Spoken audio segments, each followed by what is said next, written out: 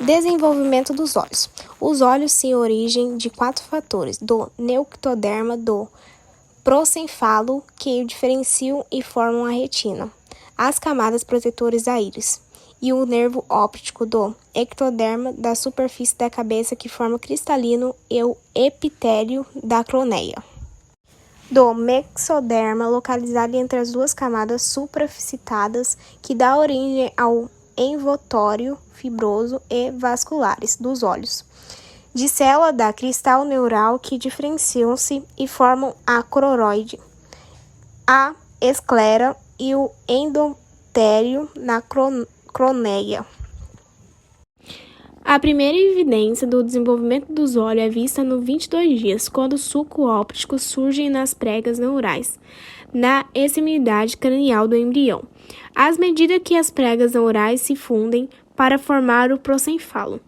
Os sucos ópticos evanginam, formando as vesículas ópticas, que se protegem da parede procencefalo. As cavidades das vesículas ópticas são contínuas com a cavidade de procencefalo.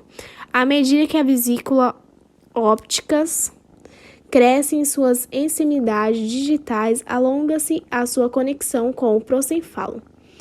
Estreitam-se, formando os pendículos ópticos. A vesícula óptica invagina-se e forma os cálices ópticos da parede dúplia, que se transformar na retina e no pedículo dará origem ao nervo óptico. Sucos lineares, as fissulares retinianas, desenvolvem-se na superfície vetal dos cálices ópticos e ao longo dos pendículos ópticos. Logo, o cálice óptico entra em contato com o epiderma da superfície da cabeça. Ao mesmo tempo, o equiderma da superfície adjacente impressa-se, formando os placóides do cristalino. Esse invaginam-me no equiderma da superfície, formando as facetas do cristalino. As bordas das facetas aproximam-se e se fundem, dando origem a estruturas esféricas denominadas vesículas do cristalino, que gradualmente perdem sua conexão com o epiderma. A abertura de cada cálice óptico é inicialmente grande, mas suas bordas acabam para desenvolver o cristalino. A retina origina-se nas paredes do cálice óptico. A parede do cálice dá origem a 2 camadas da retina. A parte externa do cálice transforma-se na camada pigmentada, e a camada interna é uma camada espessa, que é um formato da retina neural. Durante o período embrionário, o início do período fetal, as 2 camadas da retina estão separadas pelo espaço intrarediano. Esse espaço desaparece gradualmente à medida que 2 camadas da retina se fundem, mas essas 2 não são tão fortes. Mas como a íris se desenvolve? A íris desenvolve-se da borda do cálice óptico, que cresce para dentro e cobre parcialmente o cristalino. Os músculos dilatador da pupila e esfíncter da pupila da íris derivam do neuroectoderma do cálice óptico.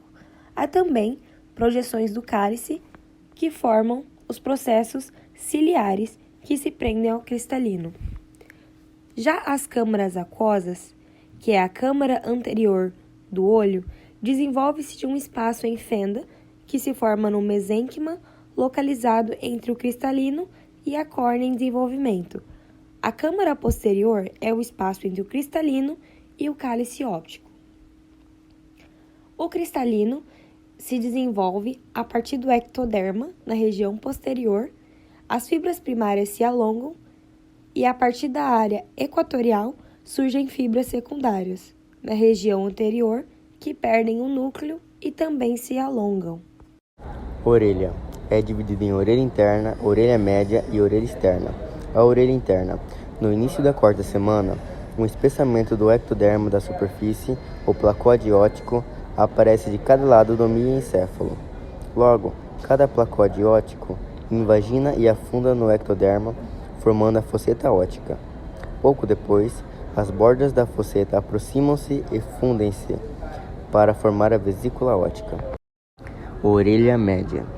O mesênquima derivado do arco faríngeo, próximo à vesícula óptica, se condensa e forma os ossículos. Ao mesmo tempo, há uma proliferação do recesso tubo timpânico, origem de endoderma, e envolve os ossículos, formando a cavidade timpânica. Esse mesênquima é formado junto com o desenvolvimento da vesícula óptica. Orelha externa. As células ectodérmicas proliferam-se, formando uma placa epitelial maciça, o tampão do meato. No final do período fetal, as células centrais desse tampão degeneram-se, formando uma cavidade que se torna a parte interna do meato acústico externo. A porção mais interna comunica-se com a cavidade timpânica, formando a membrana timpânica. O pavilhão auricular é formado pelo mesênquima dos arcos faríngeos, onde cada arco dá origem a uma estrutura do pavilhão auricular.